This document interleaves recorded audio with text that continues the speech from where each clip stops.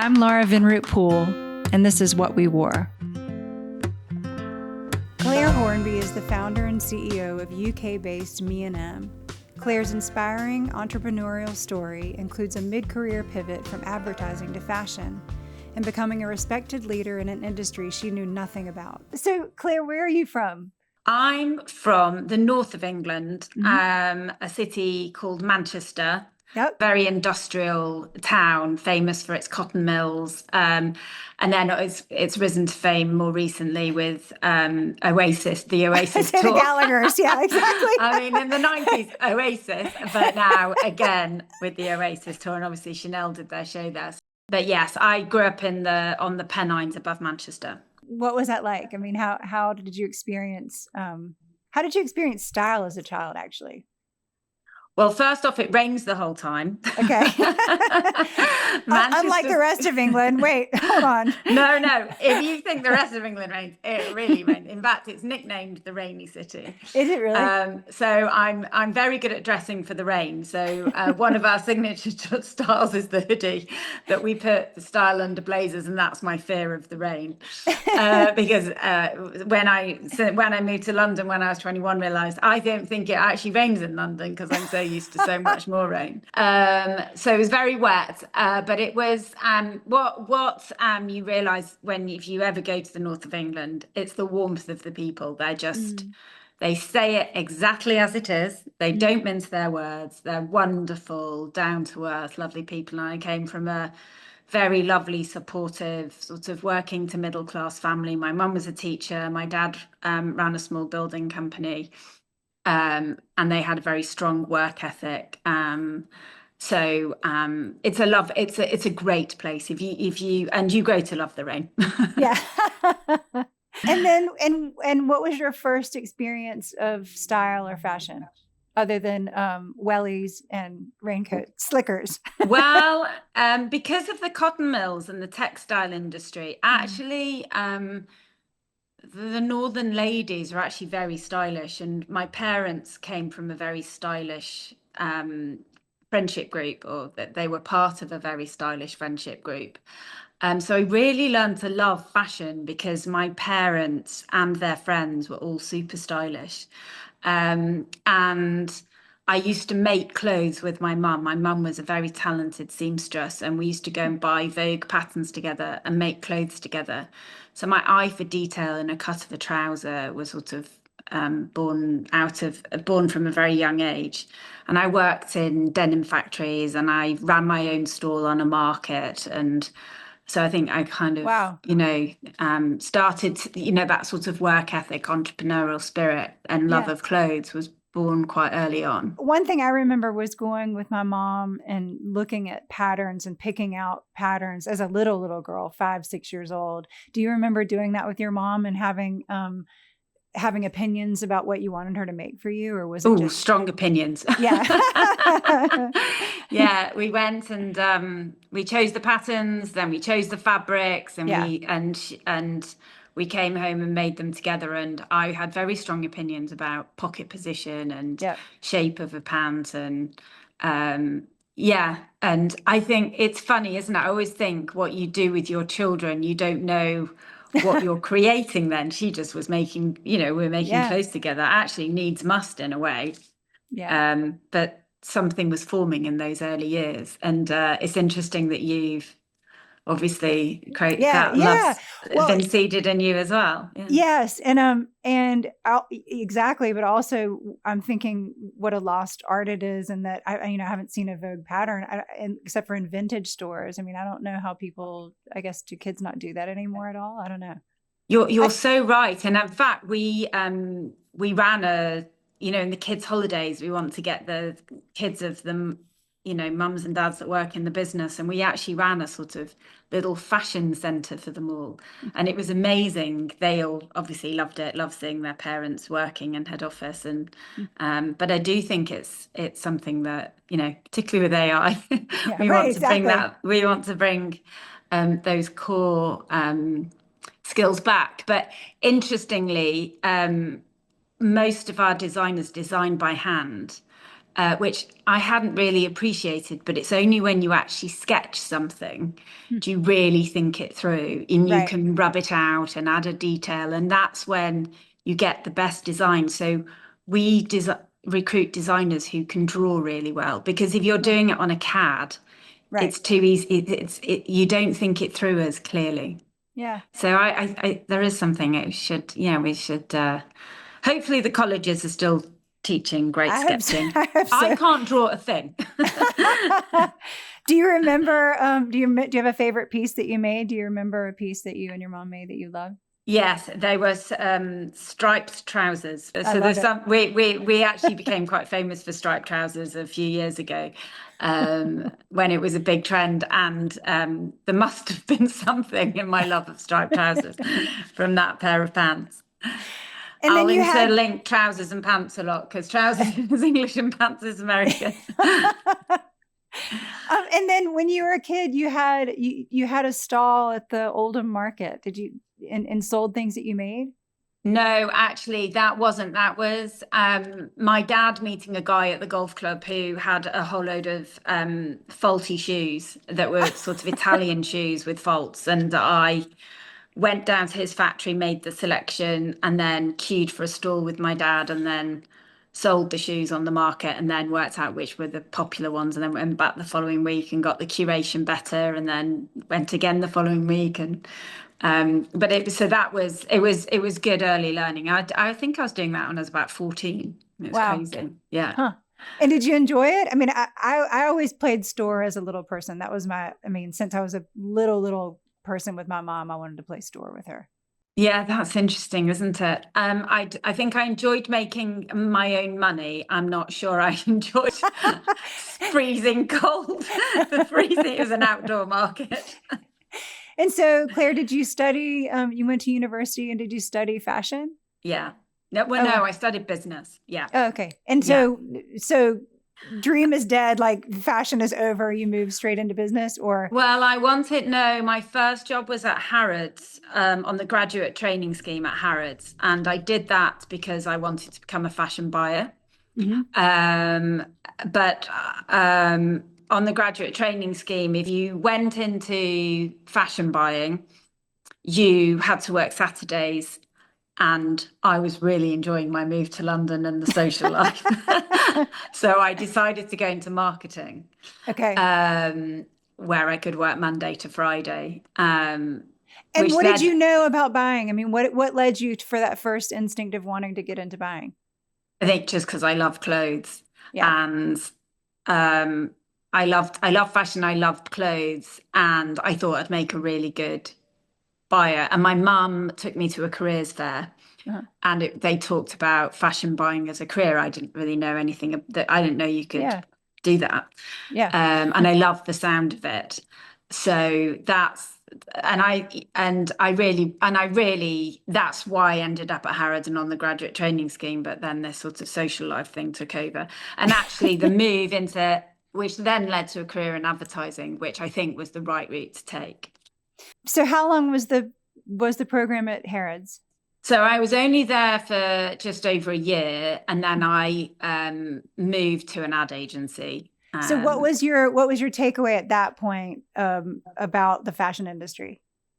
So that was where I observed, and I think there's like a little series of timelines and connections that go with this, but it was my first exposure, because in those days, we're talking early 90s, luxury fashion there was no luxury fashion outside of London in the UK. So I was overwhelmed with the glory of the luxury floor, the women's wear luxury floor at Harrods. And I had a very big staff discount. And if you were really canny, you could run down just as they were setting the sale out, slightly hide the things you wanted. Yeah, yep. Nip in and use your discount and get really great bargains. But I just remember being at full price. I couldn't believe how much you had to pay for a really well-cut pair of black trousers, or a nice white shirt or whatever. So I think that was there was a seed sown there that luxury was really, really expensive. And why did that have to be? Yeah. And that's 30 years ago. I mean, I hate to think, compared to today, Yeah. a pair of black trousers is $2,000, Yeah. And so moving into advertising, and was it fashion advertising or was it just standard? No, it wasn't actually. It was everything, but it was all consumer advertising. So, and advertising and back in the glory days of advertising, you work with really clever people. It's about positioning brands, brand strategy. It's about managing the process of an idea that's is just a script and realizing that as a great TV commercial. There's a lot of budgeting and, galvanizing the troops and organization. And I worked on the sort of account direction side. So I was the go-between between the creatives and the clients. So marrying up creativity and commerciality. I think there's just many transferable skills along the way that you adopt, and you can move into fashion. But yes, I think building brands and understanding customers and information and data and strategies is something that I've taken with me into M&M. What do you think the biggest learning from the 12 years in advertising was? Definitely brand strategy, how to build a brand, finding that single-minded thought that you stick to. Yeah. And then you build everything out from that single-minded thought. You build your culture, you build your product, you build your tone of voice, your marketing, your messaging. Everything comes from one thought, and sticking to that. Car marketing is very good for that. Owning something, like whether it's reliability, which was owned by Volkswagen, or safety, that was owned by Volvo. Some of those are transferable into what we've done at M&M. And so during that 12 years, and back to the Harrods experience, are you noticing that you're not able to find things that you want to wear, or it's challenging? Yeah. So then you become just a customer. In fact, we had a huge top shop just around the corner from the agency, and I used to go in all the time and look at, they were replenishing their collections all the time. But I got my daily hit of fashion. I didn't go out and buy a sandwich. I went out and peruse the collections. I wasn't always buying. But yes, and the other thing is obviously the love of the customer, really knowing who you're targeting with what you're doing and why you're doing it. So yeah, customer strategy, brand positioning. But yes, never lost my love of fashion. And then I think as I moved through advertising, and I kind of got frustrated and wanted to start my own thing. And every idea I came up with was in fashion. Well, and then I think also having children, yes, during that period. Yes, so I'd sort of toyed with. I'd written lots of business plans for different ideas. One was an essentials business, and then I had children, but I also had 3 stepchildren. Yeah. And my husband had started his own ad agency, and we lived in 2 places, and I just got very, very, very busy, very, very, very quickly. And so I needed to start my own thing. Yeah. But I think there's something in that, for me, I think in having children and working and just the way your life changes, but your lifestyle, your body, the requirements of what you have to wear during each day, from getting children to school to getting to work to going to cocktails after, like all that stuff, it starts being like really complicated, I think, and in a very different way than it was in your 20s. Yes. And you realize, really, for me, I think you realize the holes in the market when you have such a just a full life that requires so many different things from a woman. Completely. And I was running a business in London, but also dropping the kids off in the countryside that was an hour and a half away from London. And sometimes going back to watch a match and then back to London for something in the evening. And you realise then how multitasking what you decide to put in the morning, how hard that outfit's got to work to get you right to the end of the day. And how big that bag has to be to put heels in it and trainers and, like all of the things. It's crazy. Yeah. And I think the other thing that is interesting is you start to meet other women and, the soccer moms, and then people at work, and they're everybody's having these challenges, and you get even more perspectives than just your own frustrations, it seems like. Yes. Yes. And we all put so much pressure on ourselves because we can. So, we can now stand in a Starbucks queue and make the food order or whatever it is. So we can multitask so much more than perhaps our parents could. So we do therefore embrace that, and therefore the insights around clothes, I think, become really interesting, because you've got to serve a very demanding lifestyle of a woman, and it's interesting. So every woman has such a complicated, I think, lifestyle, and as compared to men, it's so different. Like, they need one thing during the day. I don't know. You need one thing, and once they've had that one thing, they then buy 10 of them. I know, but I have a men's store. They only do it like every couple of years. I need another 5 navy jumpers, please. Exactly. You have a navy jumper. I know this is slightly different. And so you finally started your first brand, which was Pajama Room. Yes. Tell me about that. And that must have taken a lot of courage just to jump in and do that. Yeah, well, it was that was my advertising being too narrow. So the idea was too narrow. It was a wholesale idea, but I launched it direct to consumer, so launched it online.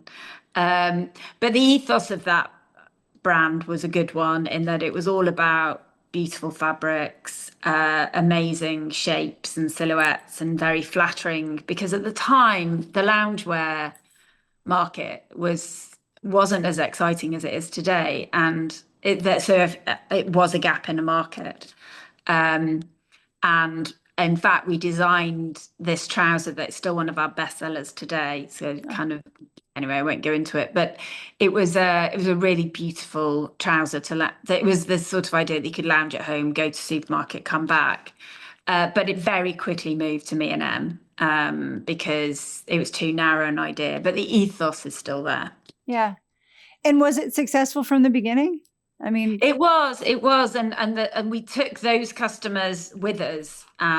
We were worried that those customers wouldn't follow us, but they did. So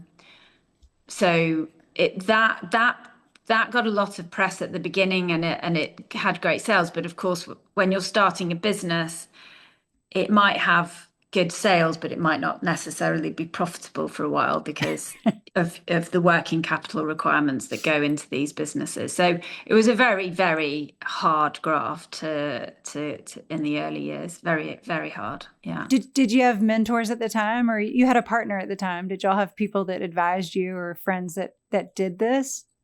I did, actually. We won this award very early on called Luxury Brands of Walpole Luxury Brands of Tomorrow. And they loved the packaging, they loved the logo, they loved the design of the clothes.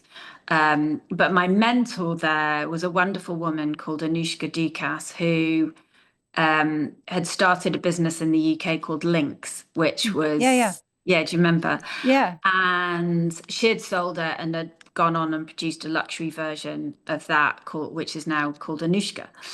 A much higher end version of that, as I should say. And she said, your name's wrong. You're too narrow. You've got a much bigger idea here. Just change the name. And we were worried about the customers. And she said, look, the good ones will come with you, and those that don't probably never were anyway. So she just took out she just made us a bit braver. And then my husband was a great mentor the whole way through, and an early investor. So yeah, I'd say those two were great. And your partner, Emma, was she on board with all of that too? I mean, she felt like was that hard to be on the same page, I guess, with a partner? I've never had a partner other than my husband. It was, and then actually Anushka took the debate away. And was in that very good way mediated those discussions. So she got us onto the same page very quickly. She was very good. But Emma didn't stay. I think Emma's been out of the business now for, about 12 years. Okay. So what year did Pajama Room start? Pajama Room was 2007. Okay. And then M&M was 2009. Oh, wow. It was very Oh quick. my God. I mean, it always kills me when people start a business in 2008, 2009. I'm like, well, I mean, it can only go up from here. I don't know that it affected y'all as badly as the States were affected, the Great Recession. Oh, no. I mean, it was just like, if you'd started a business in the 20 years or the 10 years or the 5 years before that, I mean, I don't think I've known, I mean, I think this has been probably, so we're now 16 years old. So it's probably been the hardest 16 years that you could possibly, I mean, Exactly. don't you? Yeah, I do know. When did you start yours? In 2000? No, 1998. Oh, so you had the glory years. I had 9/11, then the Great Recession, then the pandemic. Yeah, I've had it all. You had a bit of time. Yeah, God. Yeah, gosh. Okay, yeah. It's not easy, is it, running a business? No, I think it's no, it really isn't. And I think it is kind of like it's these tests. It's like kind of like knocking you, you know, the thing when the doctor kind of knocks your knees and like make sure you're awake. It's like these things that are like jarring you out of like, oh my God, okay, yes, I'm awake, I'm here. I want to do this, you know, because you have to really, really want to do it because it is not that fun. It's not a hobby at all. No. Yeah. You have to have a lot of resilience. Yeah, you really do. So in the early days, in the beginning of Me+EM, how many collections a year were you producing? In the very first year, we probably did one, and then went, oh, how do you now learn from this, and then make another one you don't know. Right, when you don't have results from the last one, exactly. Yeah, it's really hard, the first bit. And I never worked in. I'd worked at Harrods where you saw an end product. I hadn't worked in a supply chain business before. So I didn't know a single fashion journalist, I didn't know a single supplier. I mean, it was just, honestly, if I'd known anything, I just wouldn't have done it. I always say naivety is and was my best friend. But did you know anybody, like Claire, did you know anybody like Anya Hindmarch or, anybody like that kind of could talk to you about that part of it? Nobody. One. Wow. No one. I know her now. Yeah. Too late. And so from one collection a year and all direct to consumer, all DTC? Yeah, always point? Online. That was just, this online thing looks like it's doing really well. I remember going to my first fabric fair in Paris, and I was on my own, and I went up to a stall and said, "Oh, I really like these fabrics," and they were like, "Who are you?" I said, "Well, I'm this person from this completely unknown brand, and I'd like to buy some fabric." And they said, "Well, where is your store?" I said, "Oh, it's online." And they said, "Oh, we don't do online." You were like, "Really? Okay." Yeah. Good luck with that. It wasn't as glamorous as it is today. So yeah. So you have something, will you share with us the 4 Fs that you defined as values for your brand? Yeah, so they are the underpinning of the brand, the positioning, which is intelligent style now and forever. So the 4 Fs are, we always say, if you miss an F, it fails. So the first one is flattering, and that really starts with amazing fabrics. If you don't get that foundation piece right, all this, if you don't get that foundation piece right, it's almost impossible to create the perfect silhouette. To fix it, yeah. Yeah. And it has to be right for the style, and there's a lot of science goes into fabric. And I don't like fabrics that crease, and I like fabrics that move with you, but I like fabrics that hold their shape. So I'm a bit of a stickler for great fabrics, which gives you, flattering. And obviously there's lots of other things that go to making something flattering, but essentially if you don't start with great fabrics, you're fighting a losing battle. And then there's functional. So that's the busy woman, the multitasking. It's got to work really hard for you. We put a lot of design details into our clothes. So sleeves that look really authentic, but they might have some hidden elastic in, so you can you can pull the sleeves up to do the washing up, or kirk, or arrange the flowers, or whatever you might be doing. But it's sort of lots and lots of really amazing design details that work to help the outfit be more flattering, but also functional. We also look at how many times can you wear it? Yeah. Through the week, through the year, so that's functional. And then we've got Forever, which is making sure we back things on the right side of a trend. Women want to feel modern, but they don't want to feel like fashion victims. So making sure that we're on the right side of the trend curve. And then the final piece is Fair, which is the gap in the market between very expensive clothes and cheaper brands who don't spend as much time on the things I've just talked about. Is that the hardest F? Well, that's the one you need to keep the track of the most because Yeah. the competition's moving all the time. Right. So that's the one that you need to just always make sure that you're hitting that sweet spot on price and quality. It's also Fair, also covers sustainability and the factories we use, and we've just got an accreditation called Positive Luxury, which is run by this amazing woman in Brussels who's very ahead of the sustainability evolution. So we're really good on our supply chain, and that Fair also covers that. So you went from working in advertising, obviously I would imagine as a part of a team, but to running sounds like a really big team. How many employees do you have now? So head office is probably just over 200 now. Maybe more than that. But anyway, it does feel quite big now. Yeah. And so how did you learn all the people? It's not that big, so it's pretty big. How did you learn how to do that? I mean, you just learned along the way, and you obviously had to do every job, I guess, like from going to the fabric fairs to So the first bit, that's the great bit, is learning everything. So I know every job of everyone in the business. So exactly. The marketing team is where I have my strengths, but I measured my own clothes, spoke to my suppliers, found the suppliers. So there is, I've posted my own packages. Whatever there is, I've done it. Yeah, built a website. Yeah. So there is a great sense of no one can really pull the wool over your eyes. Right. Yeah, I think that really it's about hiring the right people at the right time, isn't it? And great people. And that's incredibly hard at the beginning, because you can't have, you're in the beginning, you're hiring generalists. Yeah. And then as the business grows, you're hiring specialists. And if you get those specialists right, then your life is a lot easier. And I would say that my board of directors now are, all very strong. And that makes life a lot easier. But, you've got to be patient. That takes a long time. And someone said to me, you're always, whatever stage of business you're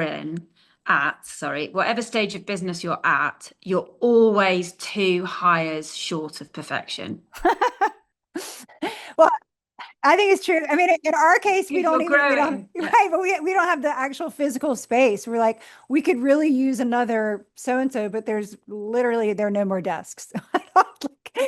Yes. Well, that's another problem, is then, staging the growth of your head office. So it's not too big. So you're paying too much for the number of people, but you don't be moving all the time. Yeah, exactly.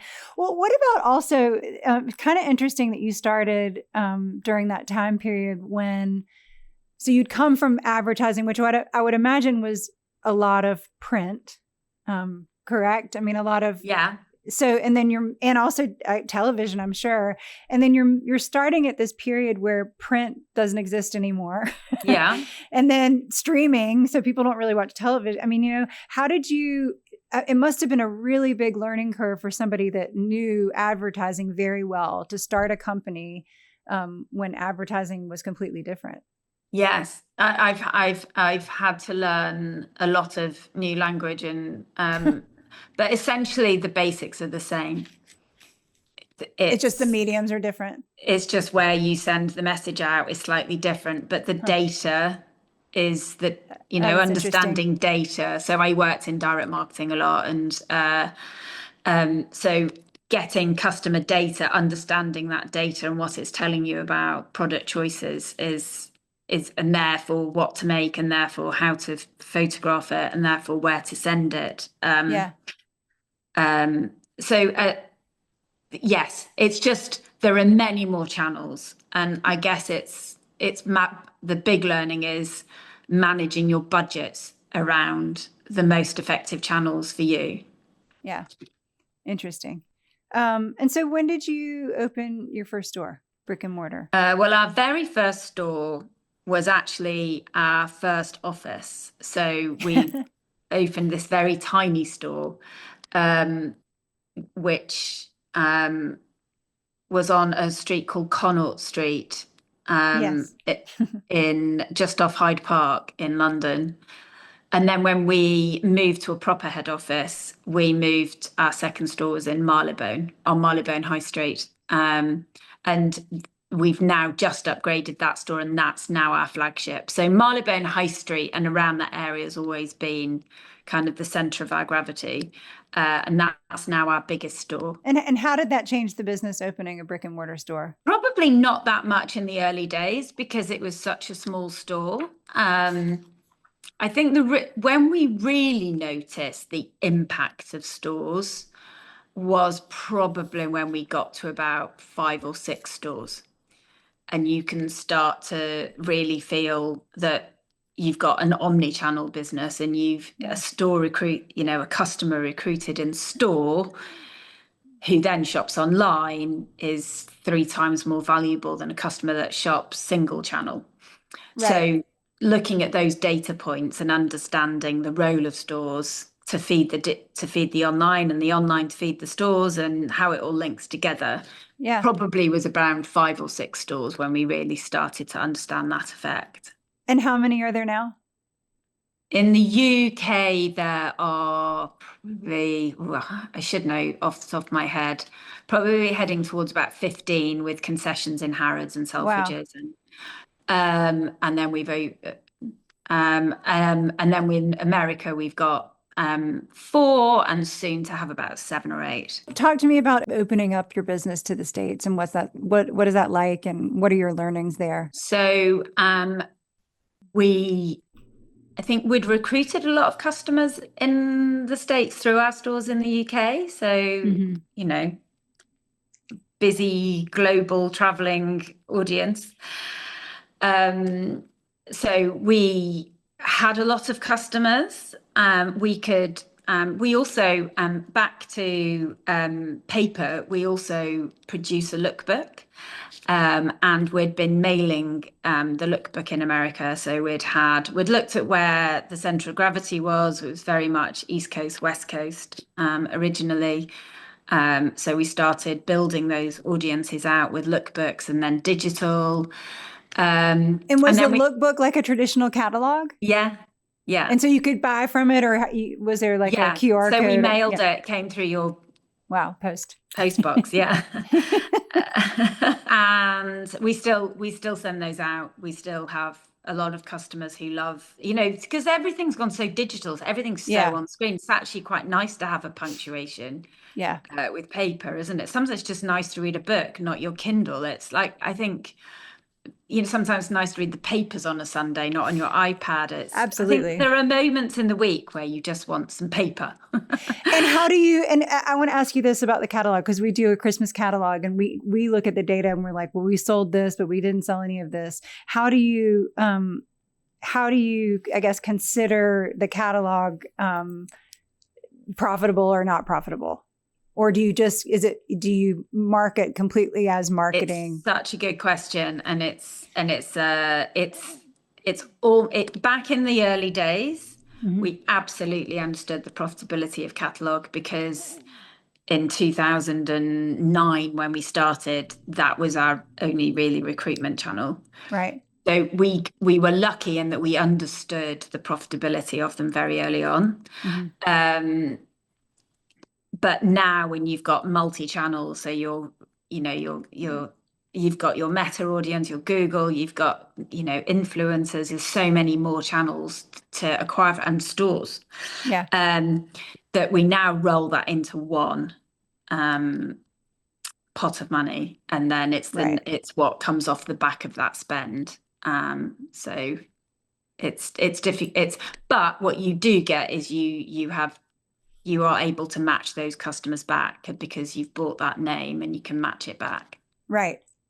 So Interesting. there is a bit more science to it than Yeah, than there was originally, I guess. Yeah, that's interesting. yeah. Huh. What's been your biggest personal and professional challenge over the last 15 years of starting Me+EM? Well, the list is long. So I mean, where do you want to begin? But I mean, I would just say that every challenge, every mistake is a great thing because it's the only way you move forwards, right? And we were talking about that earlier on resilience and actually challenges, meeting challenges head on and making huge mistakes and working around them and is great because you become stronger on the other side and you become more inventive on the other side. And we've all worked through the pandemic, but Yeah. actually if you survived the pandemic, you were a much stronger business on the other side because you had to be Absolutely. so innovative. Yeah. You had to think quickly. So yeah, pivoting. I'm now 56. There's so much been thrown at me. Yeah. I actually bring it on. No, I feel the same way. And I also think from having, I only have one little big person who's 20 now, but I think having children, a lot of the women I work with have children, and I kind of tell them over and over, I know you don't want to let them get hurt or fall or any of those things, but truly, it really is the only way people learn. It's the only way they're going to be resilient kids. I mean, quit trying to grab them when they're about to fall. Yeah. Literally and figuratively, Yeah. I once spoke to this great guy who, when my daughters went to their new school, and he did a chat on resilience, and I'd never really thought about it like this. But he said childhood is the only time that you can let them run into issues where they've got your support. Yeah. To help them navigate it. But if they don't ever hit those barriers in childhood, then they don't then they're learning on their own when they're left home. So actually the more mistakes they can make. Right, exactly. Earlier, exactly. Yeah. Can you imagine starting a fashion business with what you know now? I mean, can you believe that you jumped into this? And you weren't 20, like you were 30, 37 or something. Yeah. I mean, did you have a lot of supporters from friends and peers? And I mean, or were people like, you're crazy, what are you doing? Yes. I mean, no one believed in it at all. Neither did I. I mean, it's once you've started, you have a responsibility to that first employee, don't you? Yes. And Yes, suddenly absolutely. something motive. You've got some customers, you've got a couple of employees. You suddenly feel very responsible. You've had to leave your children behind, sometimes with a nanny, sometimes with a parent-in-law or whoever it is, and you want to prove to them that was worth it, and something drives you to keep going. Such a good point. But it's a bit like, I think it's very similar to bringing up a child, isn't it? In the early years, you're just in the fog. You don't even know what you're doing. You're functioning and you don't even know how you are. I barely remember the first 10 years. I don't. Yeah. I really don't. And then suddenly they start looking after themselves, and then suddenly they actually, I mean, mine are the same age as yours, so 20 and 21, and now they look after me. So it's great. So would you go back and have a baby now?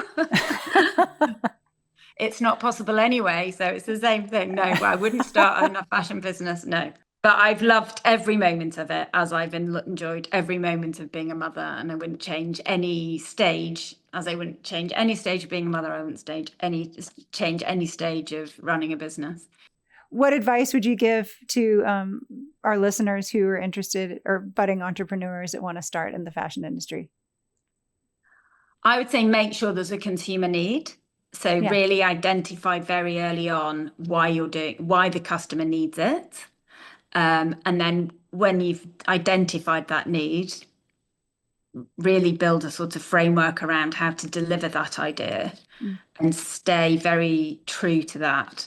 But but pivot as well. You can't, even though Pajama Room became Me+M, the idea of beautiful, well-made clothes for less was still at the heart of it, but I was still able to pivot. And in the very beginning of Pajama Room, did you have those 4 Fs, or that was something that came a little later? That came because I didn't. It was actually working with it's actually my husband's agency that listened. They were very good at putting ideas at the heart of businesses. They did it for lots of businesses. And they listened to what I was doing and what I was passionate about. And then they created the Intelligent Style Now and Forever positioning. And then I put the 4 Fs underneath it. And I've expanded that out as the business has grown, because the businesses evolve as well. But I think staying true to your vision originally is what gets you there. And then obviously you've got to evolve and you've got to pivot. But if you come off the track of not believing in what you're doing, I think that's potentially, which is why at the very beginning, you've got to be really clear on what you want to achieve. And it has to be a consumer need. It can't be, oh, I want to make some money. It has to be an insight. Yeah. What problem are you fixing? Exactly. It's exactly that. Yeah. Is there anything that I haven't asked that feels important to share?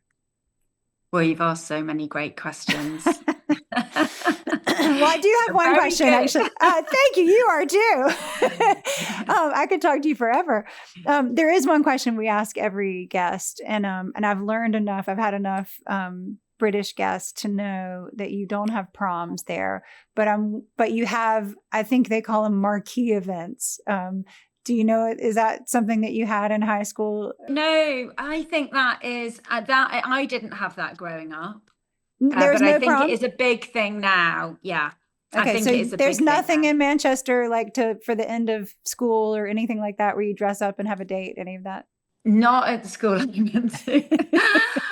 But there's a big it's called a Leavers Ball. Okay. And what did you wear to the Leavers Ball? I never had a Leavers thing. But yeah, my children had their Leavers Ball, which is their big graduation thing. Right. Leaving Manchester, do you have a favorite outfit from the time, favorite dress?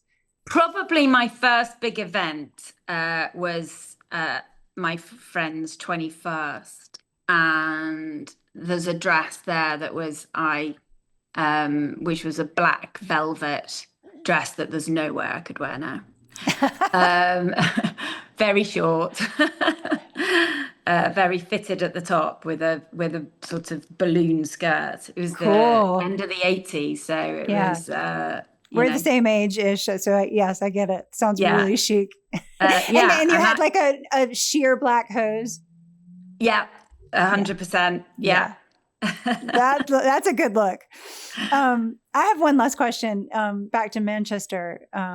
What's been the most meaningful thing about opening a store in Manchester? Well, first off, it feels like the right time to open in Manchester. It probably should have happened sooner, but and it does feel like it feels more emotional than any other store, because it really is they're kind of coming home for that store. And my daughter started at Manchester University as well. Oh wow! It's quite emotional, that store, because sadly I lost my mum last year. Oh wow! And so the store opened. Sorry. I did too. It's awful. Did you? Oh gosh! It's awful. We have a lot in common. We do. And so she missed that store. So there's an opening event in September. So I've got all her friends coming for the opening instead. Oh, how amazing! Oh, so it does feel very emotional. But you've been in the store and you've seen. I chose the store and did the store refit. Did the whole interior design with the team, the in-house team, and I've seen all that. But I haven't been there because it opened at the start of the summer holidays. Okay. So I'm going to do the launch event in September. Amazing. So we've done a soft launch, and officially, we do a series of launch parties and promotions up there in September. I think there'll be a lot of tears. I think it's going to be There's going to be a lot of tears. And Claire, what do they call? Do they call people that live in Manchester? They call them Manchurian? No, there's something. How do they say it? Mancunians. Mancunians. There's a good expression about the northern grit. So people from the north have northern grit, but I'm quite sort of, I don't mince my words that much. It doesn't mean I'm nasty. It means I have a way of just saying what I think. It's like I can't help it. And on one of my friends' phones, I'm called the Mank. I love it. I love it. Well, thank you, Claire, so much for doing this, and I look forward to having the close in Brentwood. Yes, and hopefully we'll meet up when I come over there. Yeah.